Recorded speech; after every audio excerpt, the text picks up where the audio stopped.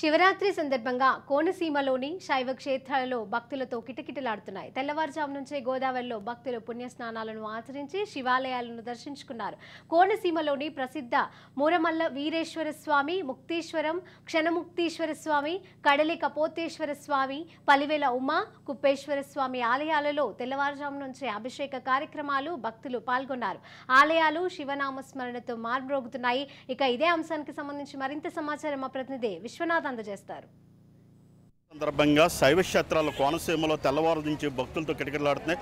ప్రధానంగా గోదావరి నదీ పాయల్లో తెల్లవారు నుంచి పుణ్యస్నానాలు ఆచరించిన భక్తులు శివాలయాల్లో శైవ దర్శనం సందర్భంగా తరలి వస్తున్నారు.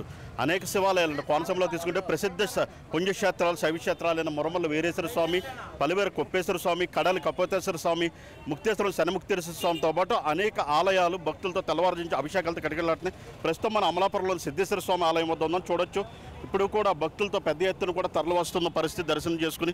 సార్ చెప్పండి, దర్శనం ఎట్లా జరిగింది, ఏంటి వేళ? ఇది బాగా జరిగిందండి. శివరాత్రి సందర్భంగా అసలు ఏం చేస్తున్నారు, ఏంటి? బాగా జరిగిందండి. పాలు అవి ఇస్తున్నారు, దర్శనం చేసుకుని బాగా. అమ్మా, శివరాత్రి సందర్భంగా ఎటువంటి దర్శనం చేసుకున్నారు, ఏంటి అసలు? అంటే ఏమిటి ఈవేళ ప్రత్యేకత, ఏం చేస్తారు మీరు? అమ్మా, దర్శనం చాలా బాగా జరిగిందండి. చాలా ఆనందంగా అనిపించింది. మనమే పాలతో అభిషేకం చేయడం అయ్యి చాలా ఆనందంగా అనిపించింది. అది ఇక్కడ చాలామంది భక్తులు ఉన్నారు. చెప్పండి, ఈ శివరాత్రి సందర్భంగా ఎటువంటి కార్యక్రమాలు చేపడుతున్నారు, అసలు ఏంటి? సాయంత్రం శిఖరాభిషేకం అండి, అఖండ దీపారాధన, మందు భారీ ఎత్తున మందు సామాను కాల్పుంటారు.